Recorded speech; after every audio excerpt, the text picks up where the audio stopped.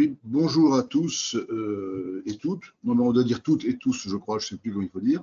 Bienvenue à cette web conférence de notre comité de transmission du Conseil de l'Ordre de Paris sur un thème assez spécifique qui va traiter de l'évaluation et point particulier d'une start-up. Comme vous le savez, nous avons régulièrement des web conférences. On en fait 4 par an. Et ceux qui sont compétents et intéressés par le domaine de la transformation d'entreprise peuvent rejoindre notre comité qui travaille sur d'autres choses également que ces matinales. Mais ce matin, nous avons un thème bien précis qui va vous être présenté par 3 des membres de notre comité, qui sont 3 membres qui ont beaucoup travaillé le sujet, qui connaissent le sujet, des sachants. Alors, je vais commencer par vous présenter Laurence Guénancia, c'est la seule personne qui est blonde à l'écran, voilà, et qui est souriante de surcroît, en pleine forme. Bonjour Laurence. Bonjour. Nous avons également Brice, celui qui dans mon écran, c'est lui qui est à l'extrême gauche, mais c'est pas du tout politique. Hein. C'est Brice, donc Akadiri, bienvenue. Et Thomas Touron Dupin, qui est entre les deux. Donc 3 confrères, 3 compétences qui vont démarrer tout de suite cette matinale, qui doit durer normalement 1h30, mais vous allez avoir une partie, on va vous expliquer, une partie de questions-réponses. Juste un mot avant de vous laisser les intervenants commencer leur présentation. Sur la partie droite de l'écran, vous avez un poste de commande et vous avez une rubrique qui s'appelle Chatter, C-H-A-T-E-R. Quand vous cliquez sur Chatter, vous pouvez poser des questions, et ce qui permettra, au fur et à mesure du déroulement de la matinale, puisque là nous sommes en mode où vous n'avez pas la parole pour l'instant, vous n'avez pas la parole, parce que si vous me parlez, ce sera un peu compliqué. Vous pouvez donc écrire vos questions et on essaiera autant que possible d'y répondre en cours de réunion, et à défaut, on le fera plus tard puisqu'on aura vos coordonnées. Merci. Sans plus tarder, je laisse la parole donc à Brice qui va prendre la parole, je crois, ou Thomas, je ne sais plus, qui va démarrer. Bonne réunion. C'est parti. Merci Jean-Luc. Merci à tous les participants ce matin qui assistent à ce webinaire qui porte sur l'évaluation et les spécificités de la transmission de la start-up. Notre présentation ce matin sera articulée autour de 3 pôles, 3 thématiques, à savoir la définition de la stratégie de cession, la revue des méthodes d'évaluation, en particulier les méthodes d'évaluation des startups. Et pour finir, nous allons présenter les 5 phases de la mise en œuvre de la session de la startup. Chers participants, pour pouvoir un peu connaître le profil des personnes qui nous ont rejoints ce matin, je vais vous proposer en fait un sondage, un petit questionnaire qui nous permet en fait de pouvoir adapter le discours de cette présentation à l'auditoire que nous avons. Donc, si vous acceptez bien, je vais demander que le sondage s'affiche à l'écran. Nous allons pouvoir voter et puis après ça, je vais reprendre la parole.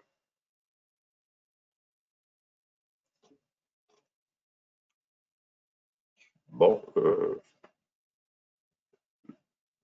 le sondage ne vient pas.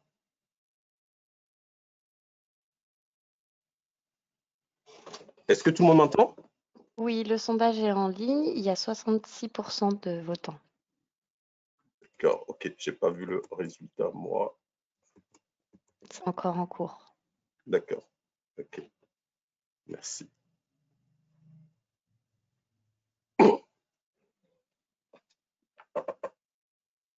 Je le partage.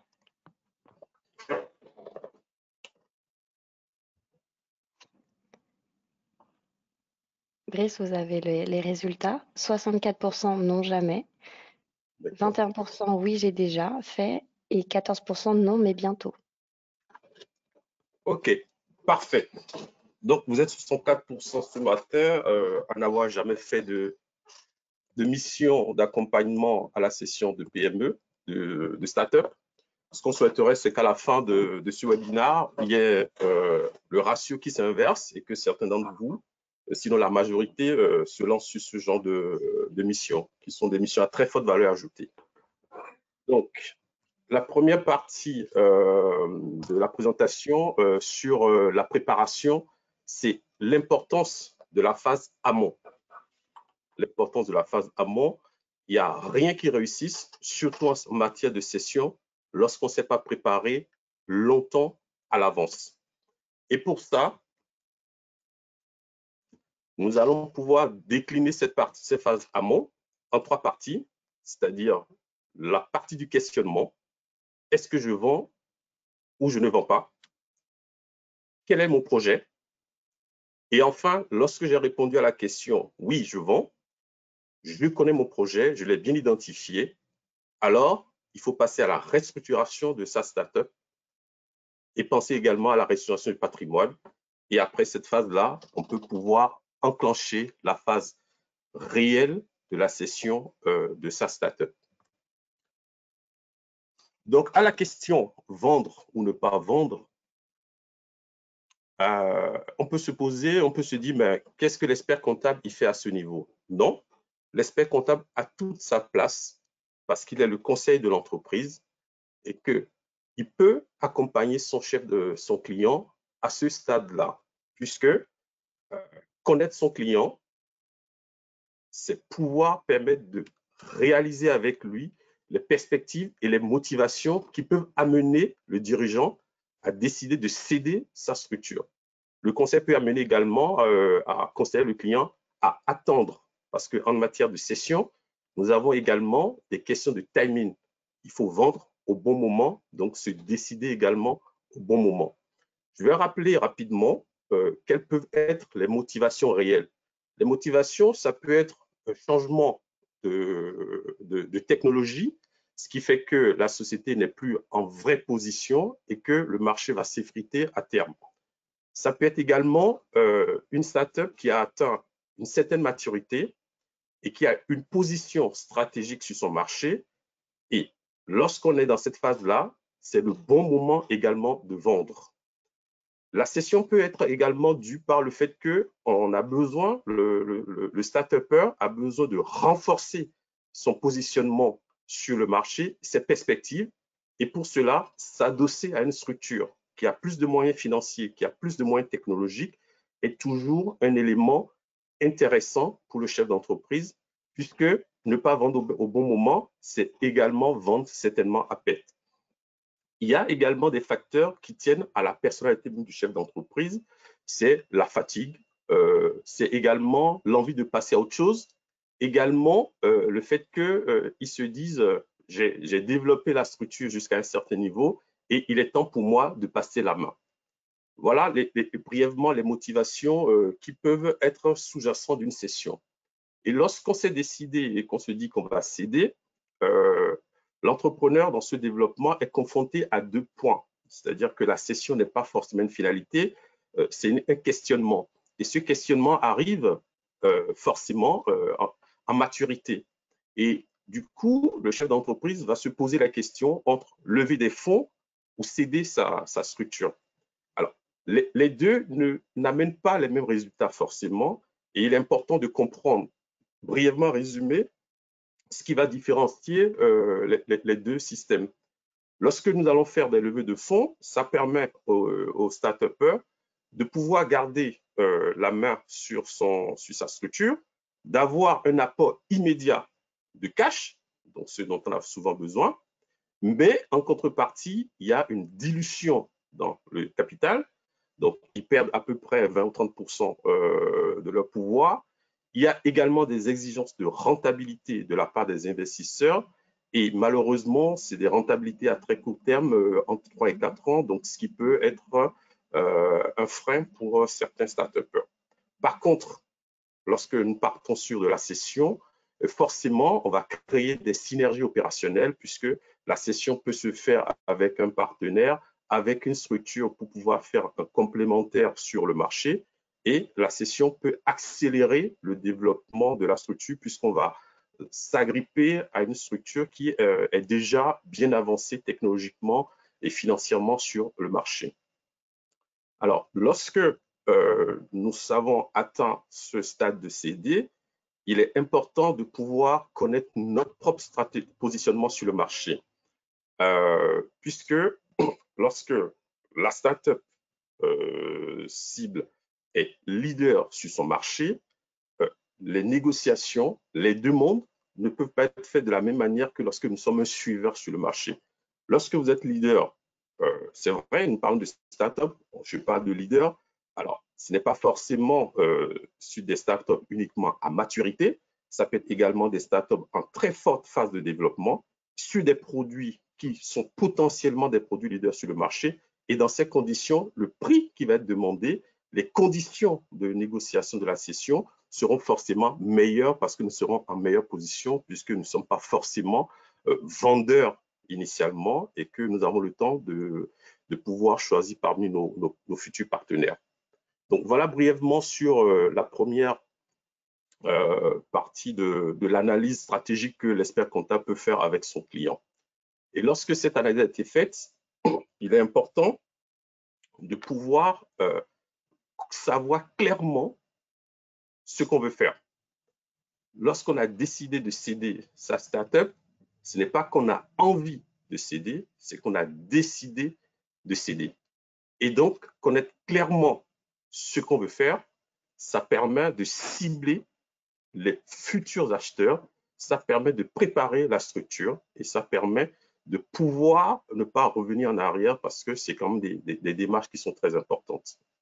Et savoir personnellement qu'est-ce qu'on a envie de faire après sont des éléments très importants. Si j'ai envie de rester dans la structure, je n'aborde pas la session de la même manière que si j'ai envie juste de récupérer du cash et de passer à autre chose. L'un des aspects importants lorsque nous sommes dans cette phase d'accompagnement de nos clients, c'est de faire un petit point également sur des éléments importants, notamment la structuration de l'actionnariat, les associés, puisque on remarque souvent qu'en termes de cession, tout changement intervenu qui pourrait intervenir dans le management, dans l'actionnariat, juste avant la cession, est souvent un point négatif. Souvent un point négatif. Donc, c'est des choses à éviter. Et s'il y a obligation d'être de faire des cessions, de changer d'actionnariat, il faudrait peut-être penser à décaler dans le temps le projet, puisque l'accord parfait entre les associés est un élément rassurant pour les acheteurs. Le dernier point sur le projet lui-même est de pouvoir comprendre le projet de l'entreprise, c'est-à-dire ce que je veux pour mon entreprise et ce que veut l'acheteur. Déterminer ces deux éléments permet de pouvoir sélectionner sur le marché les potentielles personnes avec qui discuter. Et savoir également maîtriser ces deux points, ça permet de pouvoir bouger des lignes. Parce qu'on arrive en négociation, on arrive sur ce projet en se disant j'ai telle chose à faire, mais il est très important qu'on puisse également bouger les lignes pour que le projet puisse aller à terme. Et parmi quelques exemples, je peux dire un acquéreur peut vouloir éliminer un concurrent. Donc, si j'ai envie d'exister et que j'ai un acquéreur qui a juste envie d'acquérir ma startup pour pouvoir m'éliminer du marché, peut-être qu'on ne ferait pas affaire. Et c'est des signaux précurseurs et qui sont très importants à analyser lors de l'accompagnement de nos clients start-upers. Une fois la décision prise, une fois les partenaires identifiés, on a besoin, avant de se lancer dans un tel projet, de structurer l'entreprise, mais également de structurer le patrimoine professionnel et même personnel du chef d'entreprise. Et je vais citer quelques points. Le premier, pour moi, qui est très important, c'est le pacte d'actionnaires. Le pacte d'actionnaires, parce que c'est un document qui va recenser la relation entre les associés créateur, et également un document qui est appelé à évoluer puisque lorsqu'on va rentrer, on va céder une partie de l'entreprise éventuellement, on va devoir remettre à jour ce document. Et donc, j'invite les professionnels qui accompagnent les startups à ne pas hésiter à faire une revue annuelle ou biannuelle de ce document. C'est source d'information et ça permet également d'anticiper certains éléments car il est observé que lorsque dans un parc d'actionnaires, par exemple, on complexifie avec des calculs trop mathématiques, le montant qu'on cherche à capter à la sortie, lors de la mise en exécution, cela devient très compliqué parce que les indicateurs ne sont pas clairs et très compliqué à faire. Donc, on propose la simplification du pacte d'actionnaires dans ces conditions-là. Et concernant la structuration même de l'entreprise, il faut la restructurer. Pourquoi? Nous n'allons pas parler de la restructuration globale, mais ce sur quoi je souhaiterais appeler l'attention ce matin, c'est une structuration qui nous concerne, nous, professionnels du chiffre. C'est quoi? C'est que l'investisseur qui est en contact avec la société ACD a besoin d'avoir des informations. Ces informations, il en a besoin rapidement et des informations qui soient fiables. Information rapide, information fiable. Comment on fait pour les avoir? Donc, l'expert comptable met en place une bonne organisation, met en place des reportings qui sont structurés et fait une revue régulière, aussi bien des états financiers que des situations intermédiaires. Dès lors que tout ça a été mis en place, à chaque demande de l'investisseur de documents, ces documents sont fournis assez rapidement et ce qui donne un point positif à la société. Après, il y a un certain nombre d'indicateurs qu'il est important de suivre. C'est variable. Ces indicateurs sont variables d'une entreprise à l'autre, d'une startup à l'autre, et surtout de la phase à laquelle la startup est. Si nous avons une startup qui est déjà en pleine phase de développement, qui a passé toutes les étapes de prototype et tout, les indicateurs ne seront pas les mêmes que sur une startup qui, elle, est encore en phase de croissance, en phase de développement et même en phase de développement de prototype. Je vais aborder un point qui est non négligeable lorsqu'on est dans la préparation de la session, c'est la relation que la startup garde avec son environnement. Décider de céder sa société, ce n'est pas tourner le dos, claquer la porte à tout et partir sur un autre continent. C'est bien qu'on cède, on est toujours sur le même environnement, ce qui suppose et ce qui nous demande en tant que start-upper de pouvoir garder de très bonnes relations avec tous ses partenaires. Un concurrent, comme je dis souvent, n'est pas un ennemi. Ça peut être le futur acquéreur, puisque c'est des personnes qu'on rencontre régulièrement lors des relations de travail sur les marchés et les environnements. Voilà. Un autre point qu'on a déjà rappelé lors d'autres séminaires, c'est de rendre le management autonome. Ça a deux avantages. Premièrement, les acquéreurs comprennent que la société cible peut fonctionner sans ses fondateurs, sans ses dirigeants. Et le deuxième avantage de rendre autonome le management, c'est que cela permet de se rendre disponible pour les négociations. Il faut savoir que négocier, vendre sa start-up, ce n'est pas une course de vitesse, c'est une course de fond. Il faut arriver préparé, il faut être disponible, il faut pouvoir conduire sereinement les discussions, ce qui permet de lever le pied sur le management opérationnel et de continuer par discuter avec les partenaires. Lorsque nous sommes en cette phase-là, il est important de se dire une structure, je la vends, je la rends séduisante. L'entrepreneur, le cédant, les acquéreurs achètent le futur. Donc, ma société, je dois toujours la faire présenter ou la présenter comme structure en pleine croissance, une structure qui marche, une structure qui va gagner de l'argent. Et l'autre point important, c'est je ne racle pas toute la trésorerie parce que je veux vendre, laisser de la trésorerie aux au sein de l'entreprise, même si on est en phase de cession, est quelque chose de très important. Ça permet finalement à l'acquéreur de pouvoir continuer par travailler, sachant également que lorsque nous sommes dans cette phase-là, il nous faut disposer d'une trésorerie de 6 mois, 9 mois à 1 an minimum, parce que c'est à peu près les délais entre le début des négociations et la phase de signature. Pour finir,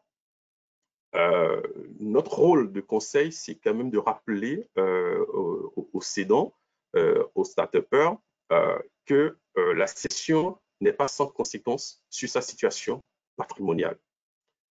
Et pour ce faire, nous devons procéder à une analyse de sa situation et de l'impact de la vente sur sa fiscalité personnelle et sur son patrimoine. Nous avons déjà, lors de séminaires précédents, abordé un certain nombre de techniques et de conseils. Je vais rappeler rapidement tout ce qui est apport cession, on en a déjà parlé, la mise en place du pacte du Treuil. Ce qui est très important à retenir, c'est la préparation très en amont de la situation patrimoniale. Lorsqu'on est start-upper, ce qui arrive souvent, c'est que pratiquement 80 à 100% du produit de la cession qu'on va capter va être de la plus-value. Donc, l'analyse préalable de la situation du dirigeant, du cédant, est très importante et surtout anticiper 2 ans à l'avance, commencer par y réfléchir 2 ans à l'avance pour pouvoir se restructurer est vraiment ce qu'on peut recommander à tous les confrères qui accompagnent des startups dans ces phases de cession.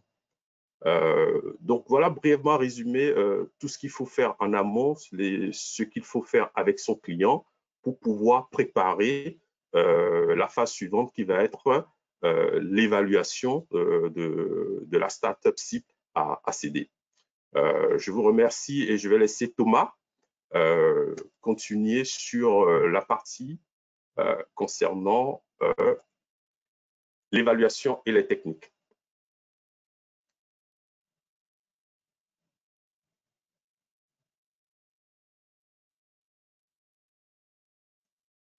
Merci Brice. Pour démarrer la partie, je vais faire un petit sondage pour connaître un peu, comme a fait Brice, la situation de nos interlocuteurs au niveau des startups. Normalement, le sondage a dû apparaître. Claire, on ne voit pas le sondage, donc je vous laisse. Le sondage est en ligne. J'ai le pourcentage, mais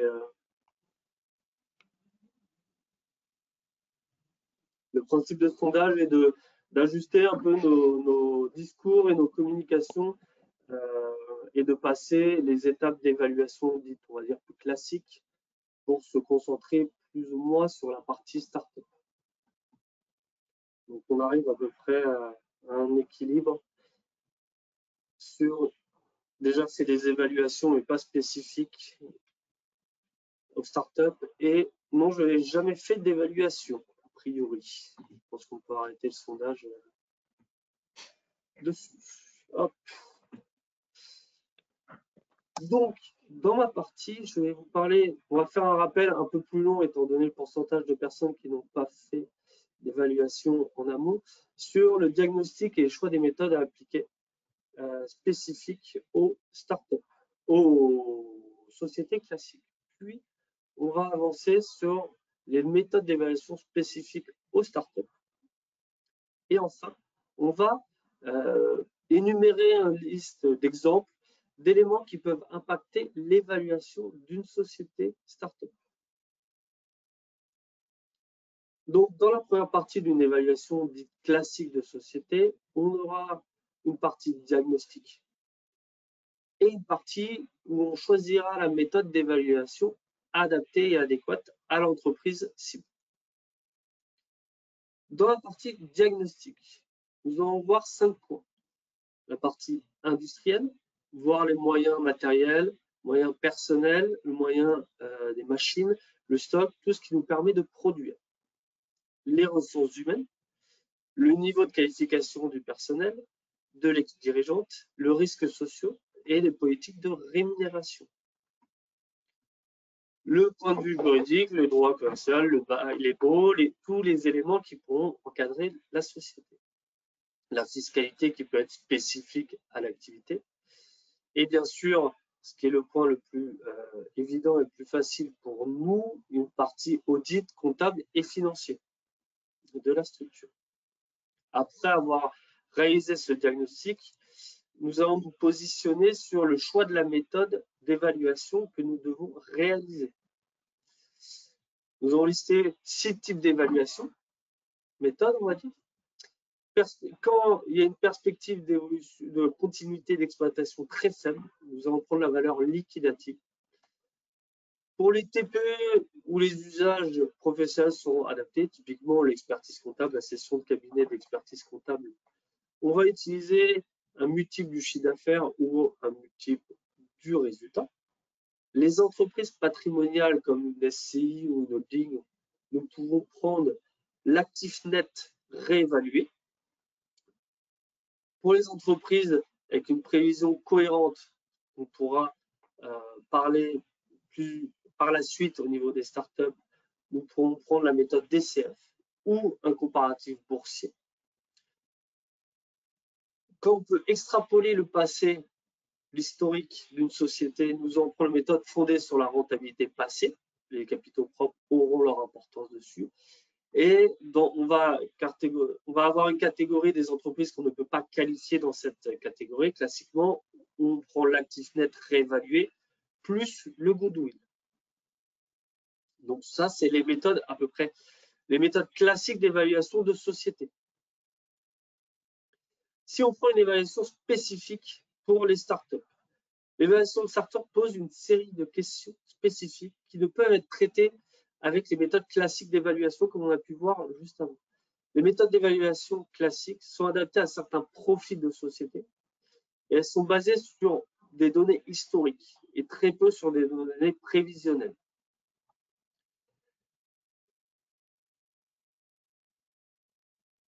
Notre évaluation de startup va nous allons parler que d'une première évolution et évaluation. On ne va pas parler d'une évaluation pour une levée de fonds. Cette évaluation va plus être faite pour un business angel dans un début d'évaluation. Pour évaluer une startup, nous avons 3 typologies de méthodes. Une démarche spécifique à l'investisseur, la méthode Venture Capital et la méthode First Chicago. Dans la méthode démarche d'investisseur, l'objectif c'est de se positionner que du côté de l'investisseur et non pas du tout du côté du start-upper. Le principe est de déterminer l'intervalle du taux de rentabilité. Pour combien de temps on veut avoir une rentabilité et de combien. On doit définir le montant de la dette et également trouver le niveau de capitaux propres.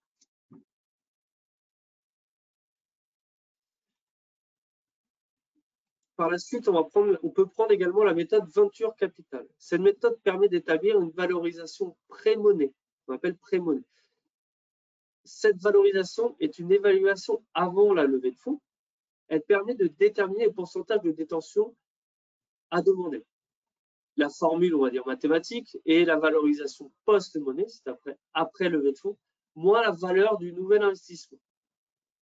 On va prendre un exemple parce que c'est très mathématique, on va dire. Typiquement, un investisseur veut avoir une levée de fonds de 400 000 € et veut céder 20% de son capital. Si on valorise la société en prenant les ratios choisis par l'investisseur, on va considérer que la société fait 5 millions. 20% à 400 000 €, si on multiplie par 5, ça fait 400 000, ça fait 2 millions. Si on prend la valeur du coût post-pré-monnaie, on va avoir une valorisation de la société à 1,6 million. 2 millions moins les 400 000 €. Les hypothèses sont toujours importantes et primordiales dans les évaluations de start-up, étant donné qu'on est sur des prévisionnels et non pas sur des données historiques concrètes. Le premier point qui sera important sera la définition du pourcentage de détention que l'acquéreur va vouloir prendre et également que le start-upper va vouloir céder. Établissement d'un business plan. Le business plan est toujours difficile à produire dépendant des éléments que le start-upper détient, le niveau d'évolution de sa start-up, l'âge, l'historique et l'avancement du produit. Et détermination du taux d'actualisation qu'on souhaite dans le rendement. Il va avoir la méthode First Chicago. Cette méthode est une méthode hybride qui emploie des multiples pour déterminer la valeur de la startup. Nous allons utiliser la méthode de free cash flow dans un premier temps et par laquelle on va ajouter une prime d'illiquidité, en fait, d'immobiliser l'argent pendant un certain temps. Cette approche nous oblige à extrapoler trois différentes possibilités d'évolution pour la startup. Un scénario haut, un scénario moyen et un scénario bas, qui nous permet d'avoir le taux d'actualisation. Les points importants pour cette évaluation reposent sur la capacité et la cohérence dans l'évaluation du cash flow futur. Les hypothèses de sortie, c'est-à-dire si on est sur une évaluation avec un scénario haut, bas ou moyen. L'actualisation des flux de trésorerie, qui va impacter, et la pondération des différentes valeurs. On a vu que toute la problématique dans l'évaluation d'une startup, c'est évaluer quelque chose qu'on ne connaît pas, pour lequel nous n'avons pas de base. Donc, on va prendre les différents éléments qui peuvent impacter l'évaluation de la startup.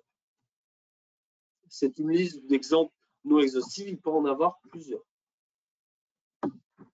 D'un point de vue juridique, j'ai pris comme exemple le fait d'avoir des titres bloqués qu'on ne peut pas céder librement. Le start-upper a une obligation de s'engager à ce niveau-là. La variation de contrôle. Un point essentiel, c'est le start-upper et l'investisseur doivent déterminer le pourcentage d'actions. Le start-upper doit se positionner sur la dilution. Est-ce qu'il veut garder le contrôle? Oui. Combien? Comment?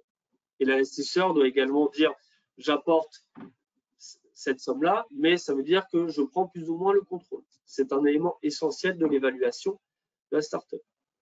L'activité. On sait tous que dans une activité avec une faible barrière à l'entrée, on aura toujours un concurrent qui arrivera, qui diminuera les prix à un moment.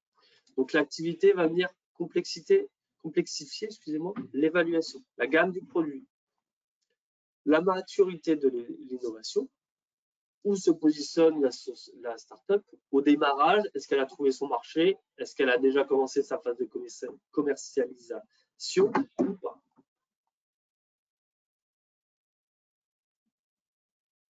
Les ressources internes, peu importe l'évaluation, si on est dans une évaluation classique ou spécifique à une startup, l'évaluation des ressources internes est primordiale, d'autant plus dans une startup parce que le start-upper est l'élément essentiel, c'est lui qui a créé l'idée, qui a démarré la société. Mais il y a également son équipe dirigeante, l'expérience qu'ils ont, historiquement, est-ce qu'ils ont déjà participé à ces évolutions-là? Est-ce qu'ils sont nouveaux? Est-ce qu'ils sortent de sociétés plus classiques? Qu'est-ce qu'ils apportent dans l'évolution et dans les prévisionnels de la société? Le prévisionnel, toujours très compliqué de réaliser un prévisionnel du startup parce que on ne sait pas si la startup va trouver son marché, son produit va plaire, oui, non, comment, pourquoi, quels sont les éléments cohérents qui vont être pris et comment ils vont être acceptés par l'acquéreur. Les contraintes réglementaires, des startups se sont créées avec des contraintes réglementaires, dans l'assurance par exemple, mais il y a des startups qui ont également fermé du fait de contraintes réglementaires. Sans faire de politique, Airbnb est une startup qui a été créée dans la location. Les contraintes réglementaires dans les différents pays peuvent venir impacter son développement. La fiscalité, le déficit fiscal généré au démarrage de l'activité de startup va permettre dans le futur de créer une économie d'impôt. Cette économie viendra impacter la valorisation de la startup pour nous permettre d'extrapoler un gain futur. Je vous remercie. Je vais passer la main à Laurence pour la troisième et dernière partie.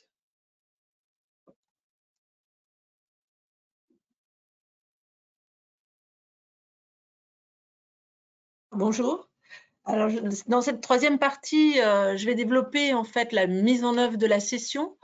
Donc, concrètement, quelle est la démarche que peut suivre l'expert comptable pour accompagner son client dans la start-up dans sa session. Alors, ce qu'on peut remarquer au départ, c'est que le parcours classique en 5 étapes s'applique aussi aux start-up. Donc, on n'est pas dans un domaine, pour les personnes qui n'auraient pas encore accompagné de start-up, eh ben, on n'est pas dans un domaine complètement étranger à ce qu'ils peuvent avoir pratiqué. Avec des entreprises classiques.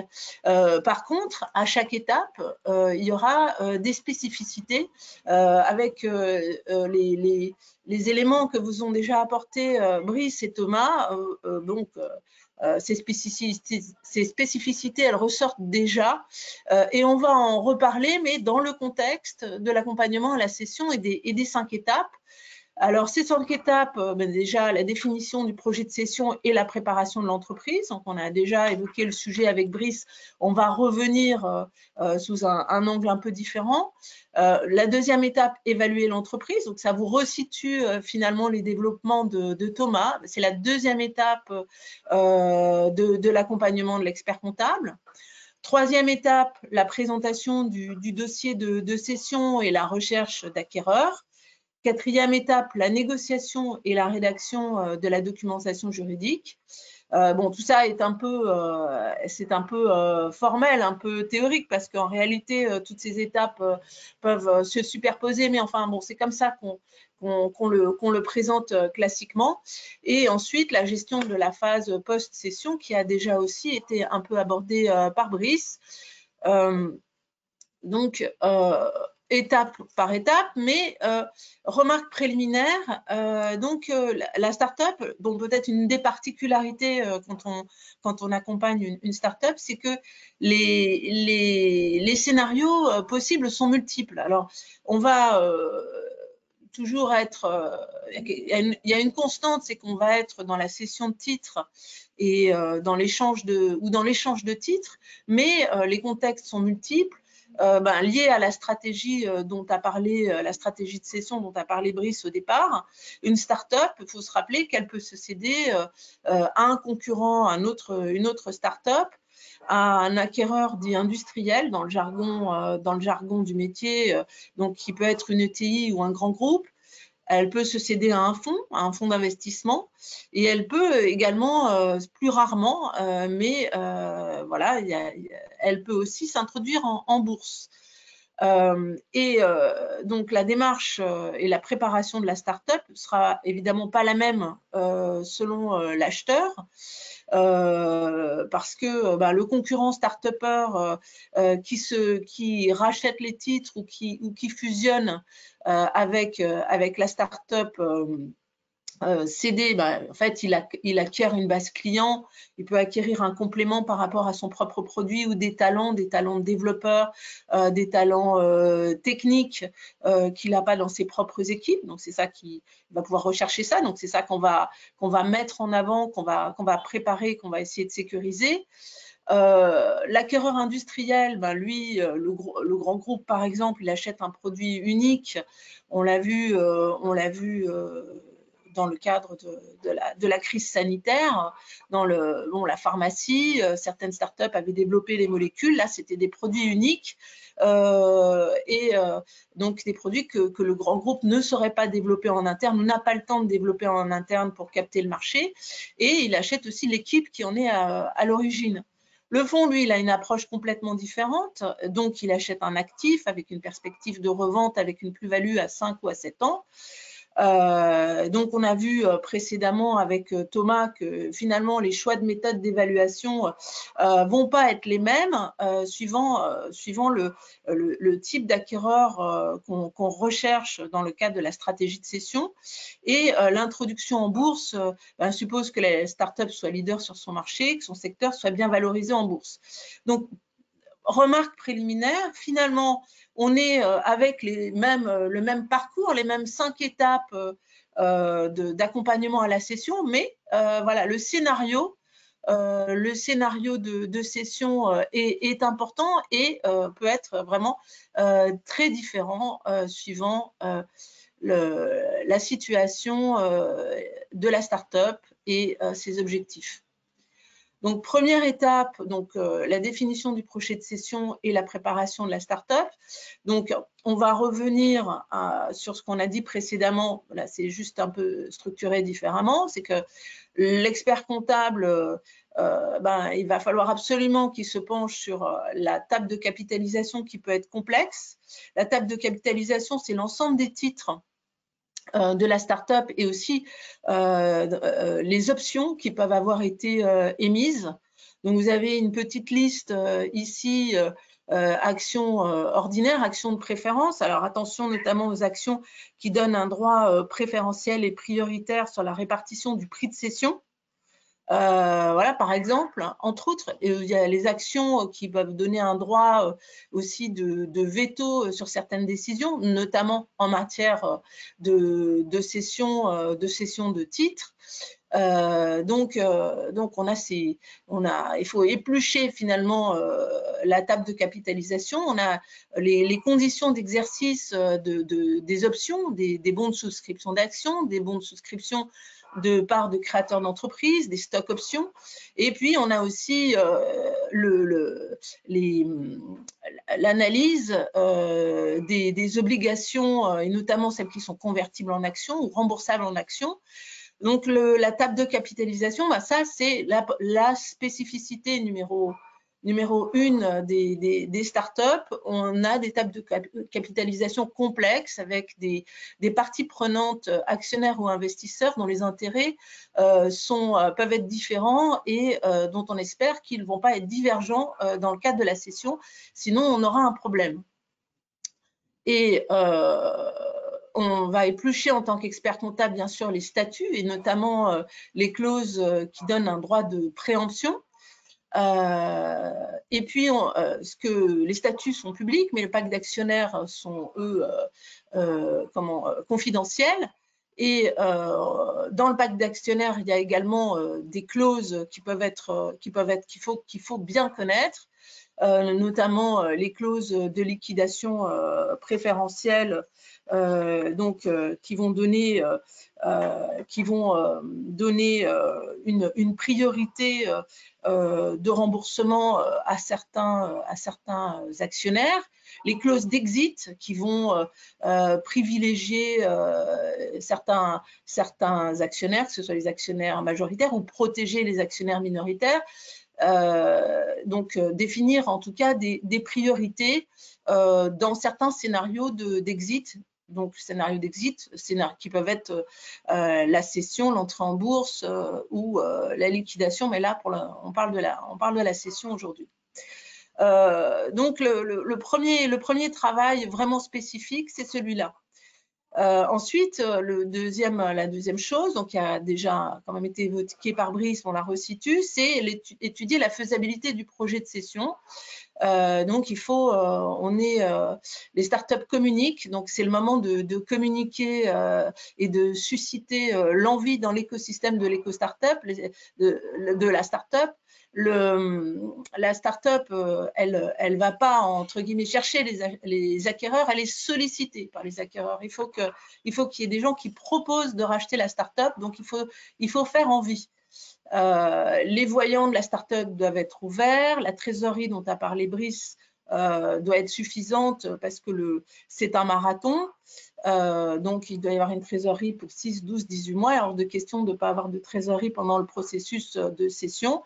Et l'equity story, ce qu'on raconte à la fois à ceux qui sont actionnaires, investisseurs, mais ce qu'on raconte aussi à l'acheteur, doit être convaincante, séduisante. Donc, il y a tout un aspect de communication financière, d'annonce, de prise de part de marché, de conquête de nouveaux clients, de tests produits, de projets. Il y a toute une communication financière qui doit accompagner le processus de cession, et ça, c'est aussi une spécificité des startups qu'il faut avoir en tête et accompagner. Bien sûr, donc là, c'est un peu plus classique. Il faut mettre l'entreprise en capacité de produire les informations et les chiffres que l'acheteur potentiel lui demandera dans le cadre de ses due diligence. Oui, sauf qu'on est dans le cadre d'une start-up, c'est classique, mais en fait, la start-up, elle est jeune et elle n'a pas forcément structuré son système de production d'informations et ses chiffres comme, comme des entreprises qui ont 20 ans d'âge. Donc, il y a en général du boulot de ce côté-là. Et ensuite, pour la même raison, la start-up est jeune, donc il y a des plans sur lesquels elle ne sera pas forcément complètement en conformité, donc il faut s'assurer qu'elle est en conformité, notamment si elle est rachetée par un grand groupe, qu'il n'y ait pas une hydrocution lors de la cession. Donc la conformité juridique, fiscale, sociale, il faut consulter le CSE au bon moment et correctement, et puis les systèmes d'information. Donc la préparation de la start-up, bon, c'est une étape assez importante pour l'expert comptable. Il y a du travail à ce moment-là. Étape numéro 2, l'évaluation de la start-up. Alors, je ne vais pas rentrer dans la question des méthodes qui a été présentée par Thomas, mais juste sur la démarche. On va faire donc, bon, la start-up, elle va être évaluée par l'acheteur, mais il faut que nous, experts comptables accompagnant les fondateurs de la start-up, les dirigeants de la start-up, on fait une première valorisation de l'entreprise. Donc, ça suppose de bien connaître le secteur et d'avoir étudié les deals du secteur. Ça suppose de tenir compte du stade de maturité de la start-up. Donc, est-ce qu'elle est en phase de prototypage, de commercialisation? Est-ce qu'elle est en train elle va changer d'échelle? Elle a déjà changé d'échelle? Est-ce qu'elle a commencé à essaimer? Est-ce qu'elle est en hypercroissance? Est-ce qu'elle se développe à l'international? Il y a toute une approche, des méthodes pour analyser la maturité des startups. Donc, il faut vraiment arriver à situer la startup qu'on accompagne dans ce contexte-là, qui est le contexte qui sera le contexte de référence de toute façon pour les acheteurs. Donc, il faut être capable de parler de ça et de situer le stade de maturité de la startup précisément.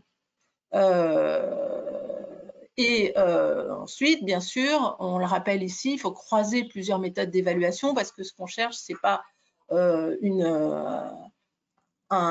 évaluation avec un chiffre, on cherche une fourchette d'évaluation. Ensuite, la deuxième chose à faire, c'est d'identifier le modèle de création de valeur pour l'acheteur. Parce que dans l'écosystème des startups, on parle de création de valeur. Et donc, la création de valeur pour l'acheteur, en fait, elle va être différente, on l'a vu, suivant les scénarios, selon qui est l'acheteur. Il y a les acheteurs qui vont chercher, par exemple, si c'est un concurrent, il va chercher, en rachetant la start-up, il va chercher peut-être à changer d'échelle. Mais si c'est un groupe industriel, il va peut-être chercher un atout stratégique rare. Si c'est un fonds, il lui faut une rentabilité suffisante pour permettre une opération de LBO. Donc, là-dessus, le modèle de création de valeur, il va être déterminant pour savoir comment on va pouvoir, pour connaître le prix et ce qui va être bien valorisé par l'acheteur. Donc, il faut se poser, parce qu'on a vu que les scénarios pouvaient être différents et réfléchir dans la perspective de l'acheteur que l'on cherche à séduire. Ensuite, un troisième point qui est important et qui est vraiment spécifique aux startups, c'est les actifs intangibles. Les actifs intangibles, parce que les startups, au moment où elles se cèdent, sont souvent des jeunes entreprises. Et ce qu'elles ont à vendre, c'est des promesses. Donc, c'est un carnet de commandes, des nouveaux produits, une marque, une réputation, un savoir-faire, des talents, un capital humain. Et ces actifs intangibles, donc il faut les repérer, il faut les évaluer et il faut les sécuriser. Il faut les sécuriser pendant ce process de cession qui va durer 6, 12, 18 mois. Il ne faut pas que les talents partent, il faut que le développement continue de se faire, que le carnet de commandes se remplisse, etc. Et ça aussi, c'est très particulier aux startups. Troisième étape, la présentation du dossier et la recherche d'acquéreurs. Donc, la préparation du dossier, on est en pleine communication financière. Donc, on va avoir un dossier peut-être beaucoup plus étoffé que ce qu'on peut faire dans une session classique. On aura déjà une communication synthétique qui s'appelle le teaser, où on va donner les chiffres clés du business plan, qu'on va commencer par diffuser. Et puis,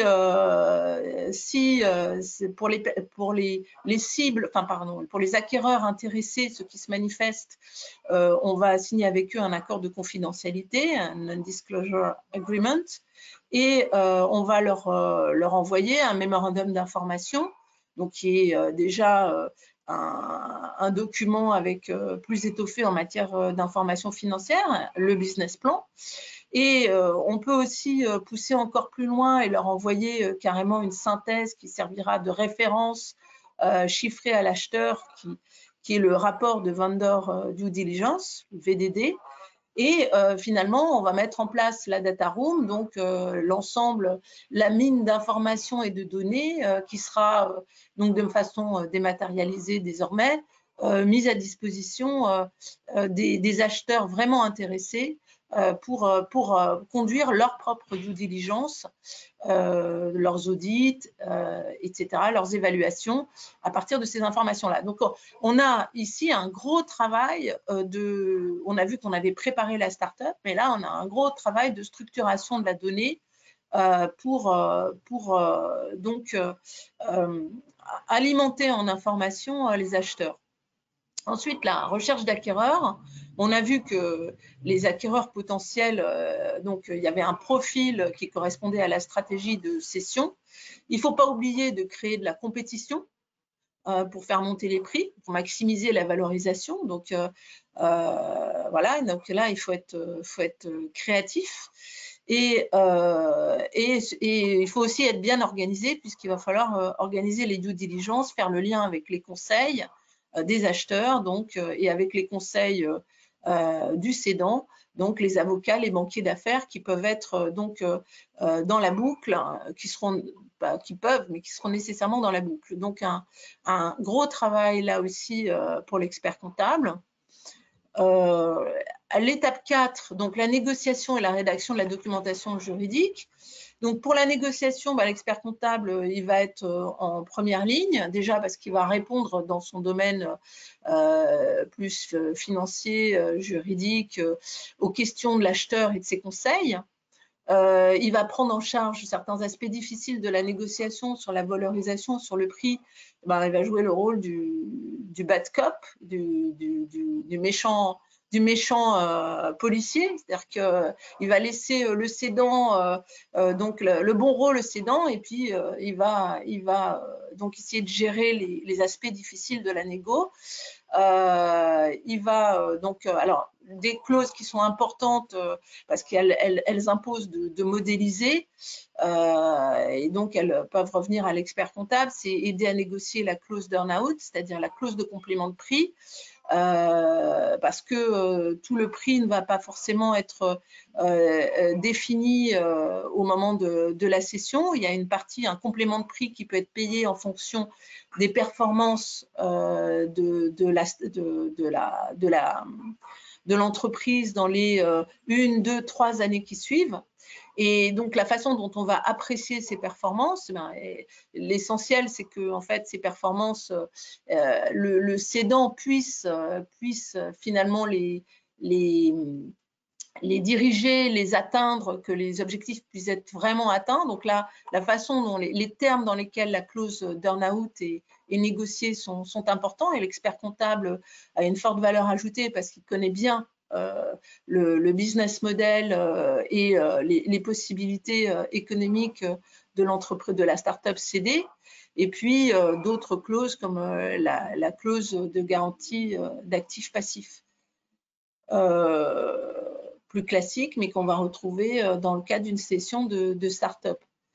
On a vu tout à l'heure que les actionnaires, ils pouvaient avoir des parties prenantes qui pouvaient avoir des intérêts différents. Il y a des clauses de liquidation préférentielles. Certains sont prioritaires par rapport à la répartition du prix de cession.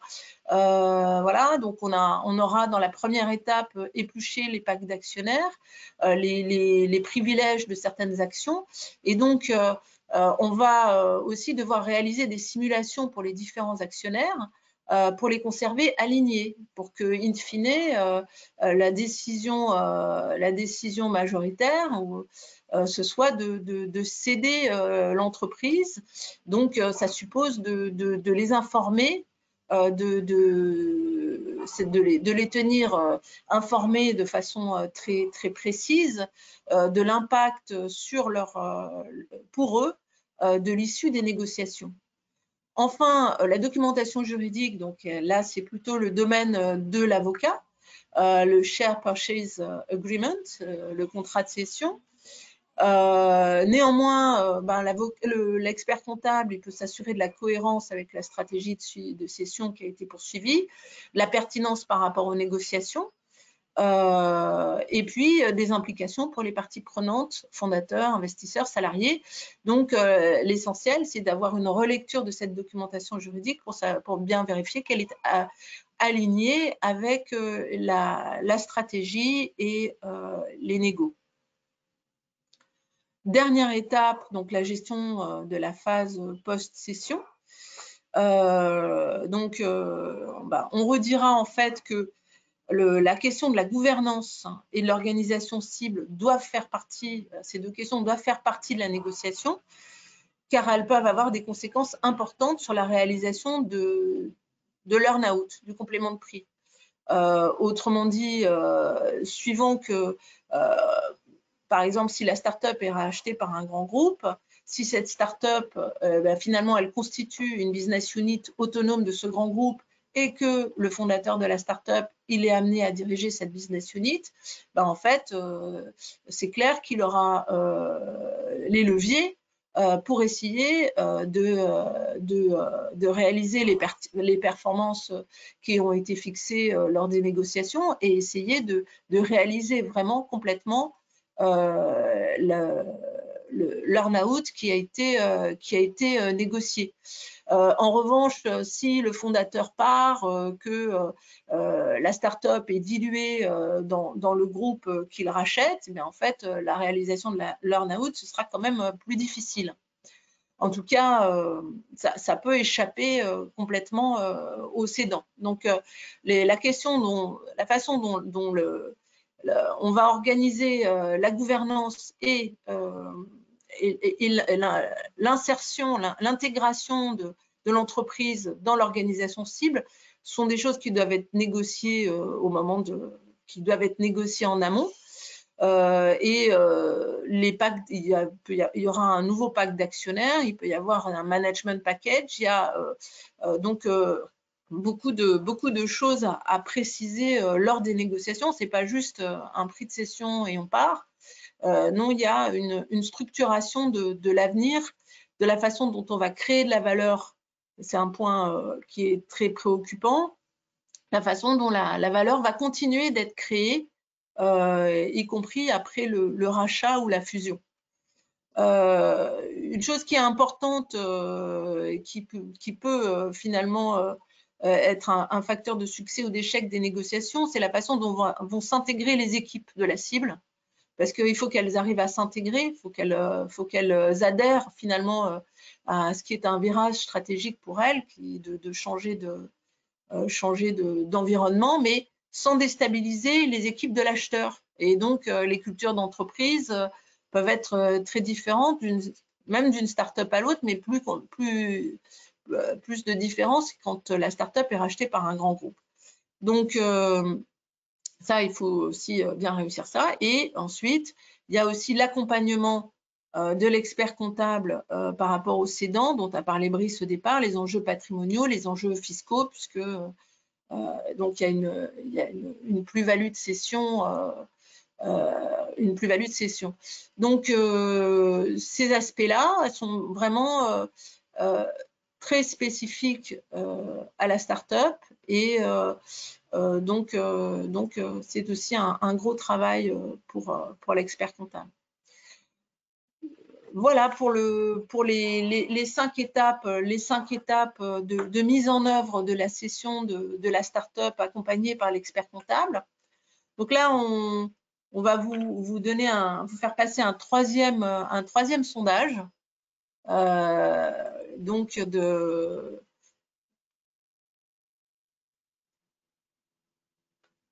troisième sondage. Alors peut-être c'est à moi de l'envoyer. Non, le sondage est en ligne. D'accord, merci Claire.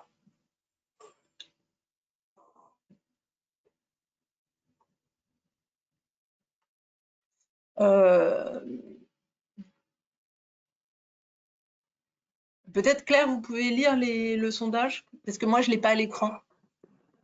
Pour le moment, il y a 53% de votants. J'attends. Et vous pouvez rappeler les questions? Alors, c'est suite à ce webinaire, vous sentez-vous prêt ou prête à accompagner à la session d'une start-up? Oui, complètement. Oui, mais avec une formation complémentaire. Non, toujours pas. Il y a 60% de votants. Bon, je vais arrêter le sondage. Je vous partage les résultats. Donc, 23% oui, complètement. 67% avec une formation complémentaire et 11% toujours pas. D'accord. C'est intéressant, ça.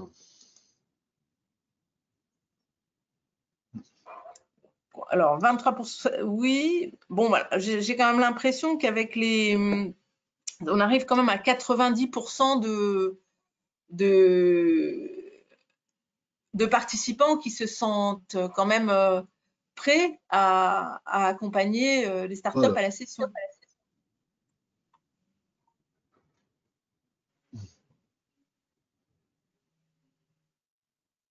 Le son est... Vous m'entendez là? Oui, c'est bon. C'est bon parce que c'est coupé la fin de l'intervention de Laurence. Moi, je n'ai pas entendu. Je ne sais pas si tout le monde a entendu. Quand Laurence a commenté le sondage, je ne sais pas si tout le monde a entendu son commentaire.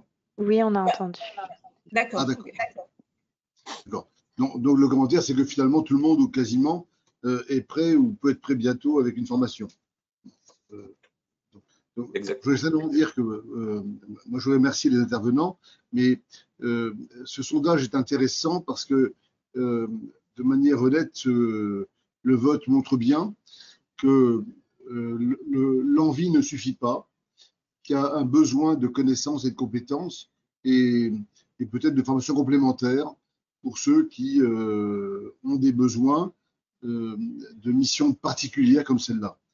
Ce matin, l'intervention conjointe de Laurence, Thomas et Brice a permis d'effleurer un sujet qui n'est pas aussi facile et que certains évitent de traiter parce qu'il est trop complexe. Tout le monde a appris à valoriser une entreprise classique et l'expérience nous montre que l'humilité est extrêmement nécessaire entre la valeur et le prix, parce qu'on peut faire des calculs que l'on veut avec les méthodes que l'on connaît, et finalement l'environnement, le marché, le prix, la concurrence font que ça peut être très différent. Et pour les startups, c'est encore plus particulier parce que, comme ça a été rappelé, une startup, se jette souvent dans un moment où elle n'a pas encore produit tout son potentiel et où donc on revient aux fondamentaux de l'évaluation, c'est que ce qu'achète l'acheteur, c'est le futur plus que le passé. Le potentiel de futur plus que le passé. Alors, je n'ai pas vu beaucoup de questions dans le chat, sauf que demander s'il va y avoir un replay. Alors, pour l'instant, on négocie avec le Stade de France pour le faire en direct, mais c'est très, très chargé. Hein. Pour l'instant, le Stade de France est très, très réservé. Voilà. Mais normalement, la vidéo devrait être disponible normalement en ligne, n'est-ce pas, Claire? Tout à fait. Elle sera envoyée C'est ça, avec hein. votre attestation. Oui, mais pour ceux qui ont, oui, pour ceux qui ont suivi, vous allez avoir, c'est ça, la vidéo en replay possible et votre attestation de présence à cet atelier. Voilà. Mais s'il y a d'autres questions, vous pouvez les écrire, c'est pas très long à écrire, et on les verra. On peut avoir des exemples concernant les méthodes d'évaluation. Donc, c'est à partir de Thomas. Alors, je n'avais pas préparé la spécifique et c'est vrai que c'est 15 minutes, c'est toujours compliqué de rentrer dans les détails approfondis. Il y a la partie pré-monnaie qui est l'exemple a été donné de faire en fait un calcul à l'envers qui nous permet de la valorisation par rapport à ce que le start-upper souhaite. Est-ce que je te renvoie la présentation, Thomas? Parce que tu n'es pas à l'écran, en fait. Ah oui. Donc, je change de présentateur. Voilà.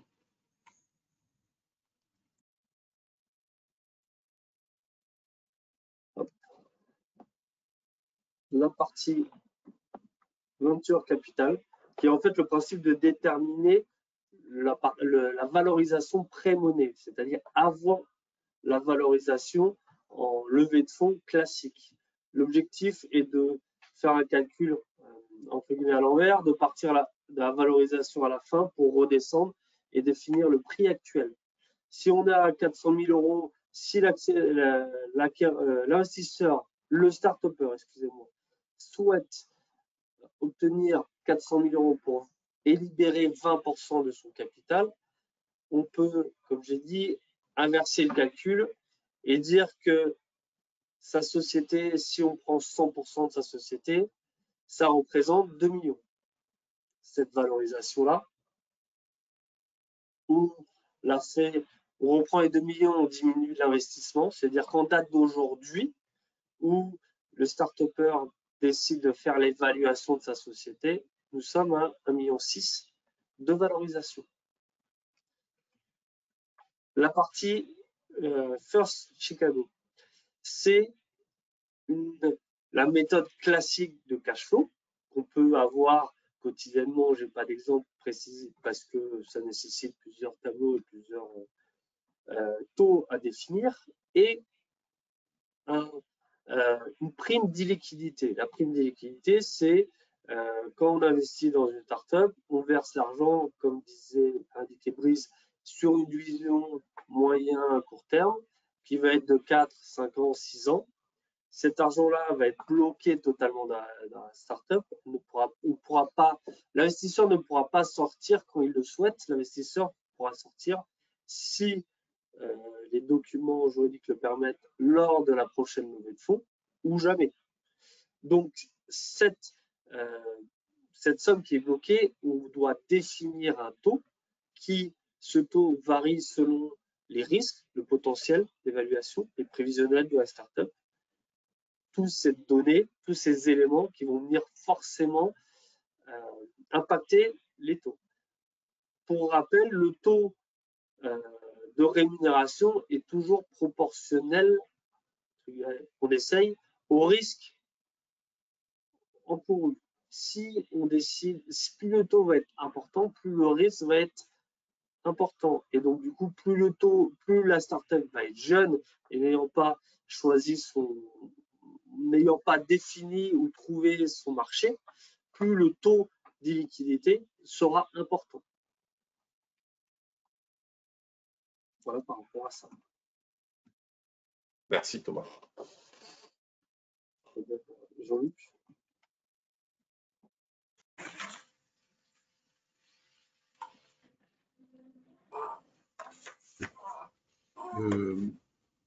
D'autres questions? Alors je regarde ce qui est indiqué.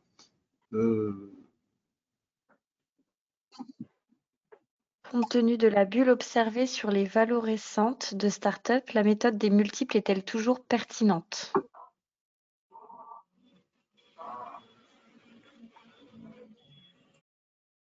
Est-ce qu'elle les méthodes des multiples qu'on a indiquées au démarrage n'est pas la méthode à privilégier pour les startups au démarrage, lors de l'évaluation. Après, beaucoup de bulles, pour préciser, sont réalisées lors de levées de fonds. Les méthodes d'évaluation pour lesquelles nous, experts comptables, vont intervenir à 80-90% vont plutôt être dans des évaluations pour des business angels que pour des levées de fonds, comme il passe à la télé, on va dire.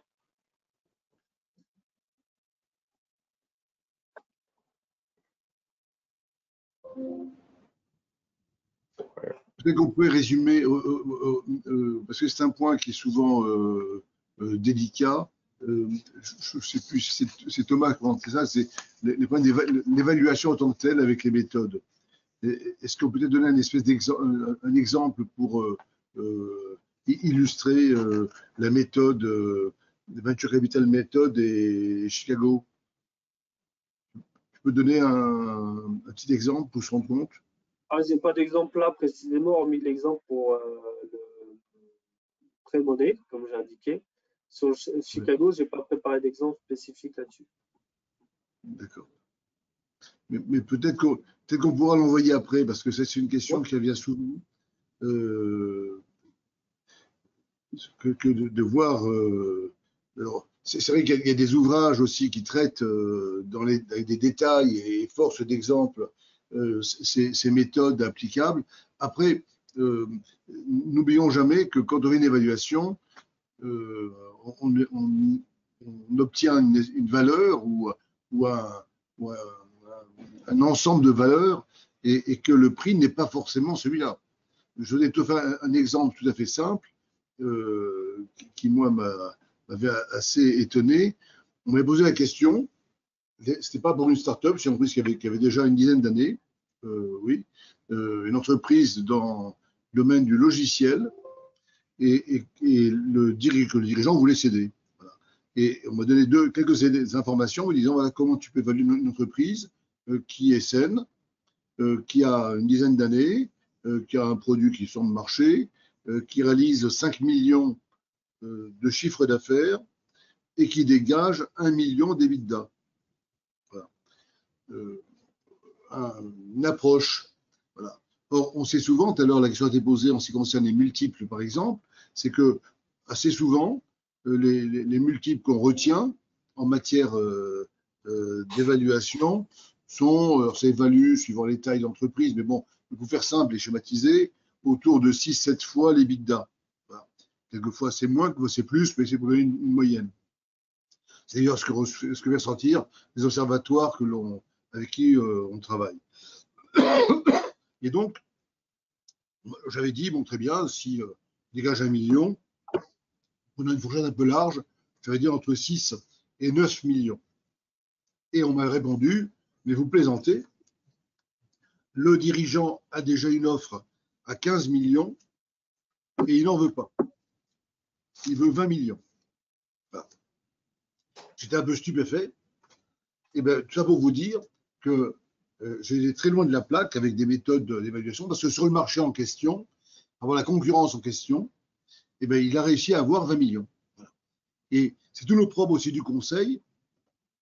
Si on est très prudent avec nos clients en disant attention, on ne va pas s'engager à vous dire que ça vaut tant, alors, et vous me laissez sur des illusions, quelquefois, il peut aller ailleurs, on va lui proposer plus, parce que ça vaut réellement plus.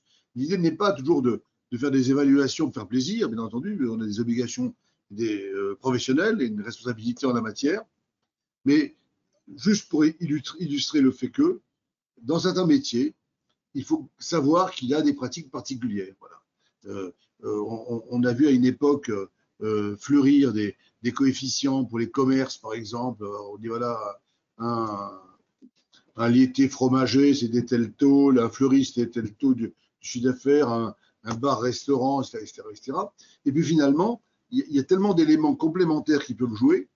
Si vous avez un grand chef, si vous avez un emplacement, si vous avez telle ou telle image.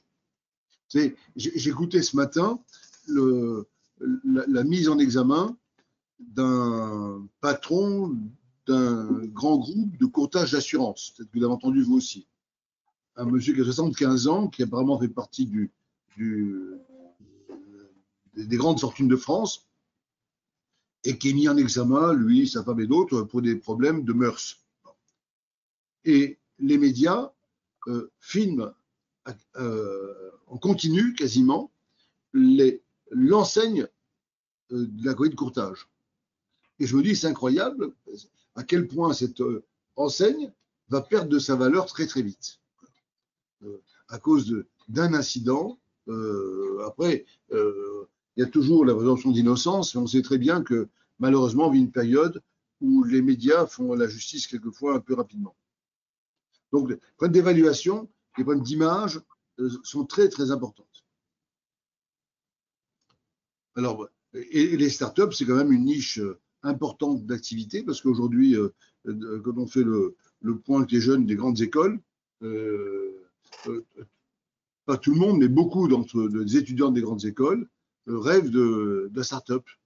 Alors, ils se prennent tous pour le patron de Tesla, pour le patron de Microsoft, au patron de Google, en disant, eux, ils ont bien, c'était bien une start-up au départ, qui a réussi. Et donc, l'évaluation n'est pas évidente. Et notre rôle d'expert comptable, qui est un rôle d'accompagnant, de conseil, c'est aussi un moment peut-être de les booster pour faire entrer du capital ou des investisseurs dans leur affaire.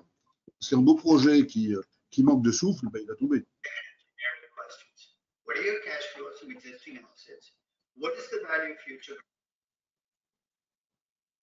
Quelqu'un parlait, là, je ne l'ai pas entendu, moi. On sait peut-être autre chose. Bon. Est-ce que vous voyez, Claire, d'autres messages s'afficher?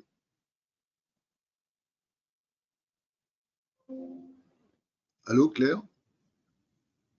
Oui, pardon. Je parlais, mais je vais pas retirer mon micro. Est-ce que vous voyez d'autres messages s'afficher? Comment appréhender la propriété industrielle dans les valos de start-up?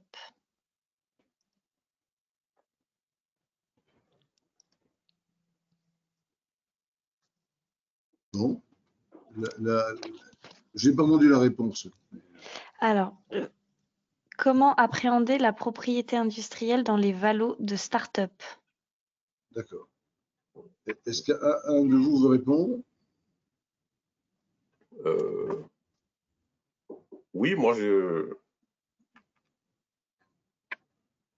Oui, Brice? Oui. Oui, tu me réponds? On m'entend, je suis présentateur ou ça peut aller? OK.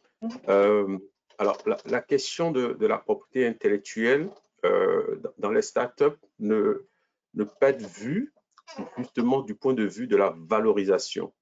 Ça fait beaucoup plus partie de ce que nous mettons dans cette phase amont.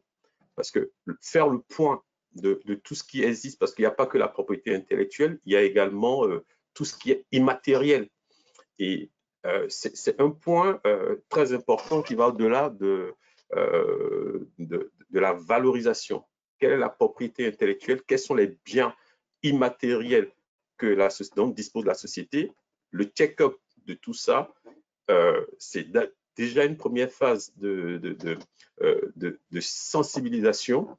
Et après, je vais inviter, je rebondis un peu sur la partie de ce que venait de dire Thomas. Je vais inviter les lecteurs qui sont intéressés à ces sujets-là à lire Damodaran, qui a aussi une méthode d'ailleurs, et qui a longuement écrit sur le sujet. Et ce qu'on peut retenir à la fin, c'est que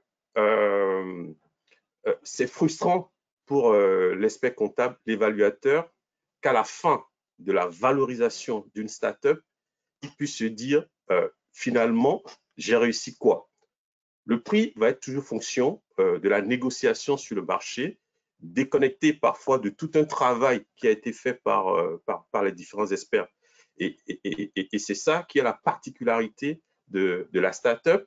Nous pouvons mettre en œuvre différentes méthodes de valorisation, mais in fine, c'est le prix que l'acquéreur est prêt à payer qui va déterminer le prix de cession. Et dans ce prix-là, justement, il y a de l'immatériel, il y a des options sur le futur qui sont aujourd'hui incalculables, mais que l'acquéreur peut, lui, valoriser parce qu'il y a des synergies cachées qui ne sont pas visibles du côté du cédant, mais très visibles du côté de l'acheteur. Donc, c'est une vraie difficulté, mais c'est spécifique à la valorisation des startups.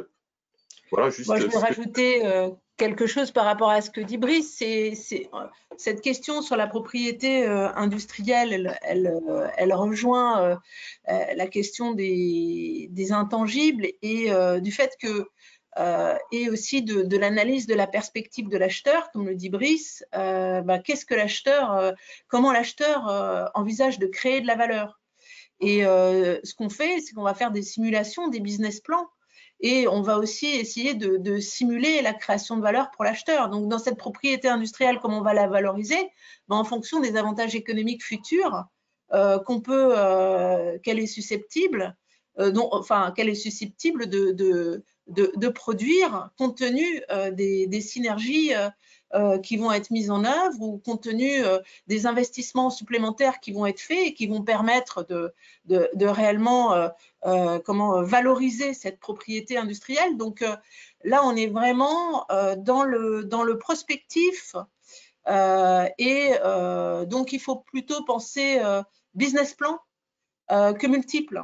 Hein. Il faut penser business plan plutôt que prix de revient. Ou coût historique. Il faut se projeter dans le futur modèle de création de valeur qui va être mis en place, qu'on va pouvoir construire avec cet acheteur, si l'intégration permet de conserver les équipes en place. Quels sont les investissements supplémentaires qui vont être faits? Quelles sont les synergies qui vont être trouvées? Quelles sont les complémentarités produits? Quelles sont les parts de marché qu'on va pouvoir ouvrir? Et c'est tout ça qui va permettre de valoriser cette propriété industrielle. On ne va pas la prendre comme ça dans l'absolu, couper de tout. Il faut la remettre dans le contexte. Je pense que c'est ça qu'on a voulu montrer, notamment en première et troisième partie, c'est qu'au-delà de la technique, finalement, il y a le contexte, il y a la stratégie et le contexte de cession dans lequel on est, la stratégie qu'on met en œuvre. Et donc, à ce moment-là, il faut penser simulation, modélisation, opportunité, à la fois pour valoriser, parce qu'on peut valoriser, et aussi, on peut négocier un prix supérieur parce que, par exemple, c'est une opportunité qu'on ne trouvera pas autrement. Voilà. Parce qu'il y a un time to market qui fait que redévelopper le même produit, ça prendrait trop de temps. Donc, cette opportunité, le fait que la start-up, elle puisse proposer une solution tout de suite qui puisse être mise tout de suite sur le marché, c'est peut-être pas… c'est une opportunité et ça fait monter le prix. Voilà pour la propriété industrielle.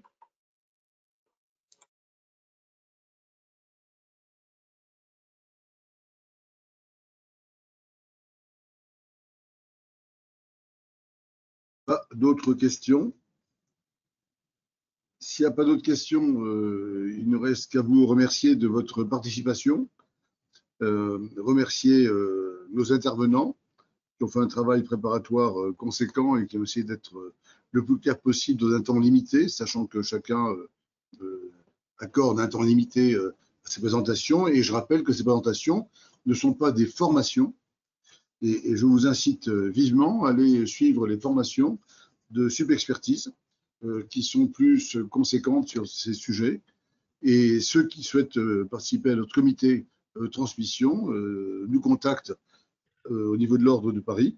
Ils peuvent contacter Claire qui est chargée de cela ou moi-même, mais on est à votre disposition. Merci à tous. Je vous souhaite une très très bonne semaine. Elle va être un peu courte puisque certains vont faire le pont, mais c'est les plus méritants parce que certains ont encore du travail, encore cette fin de semaine. Voilà.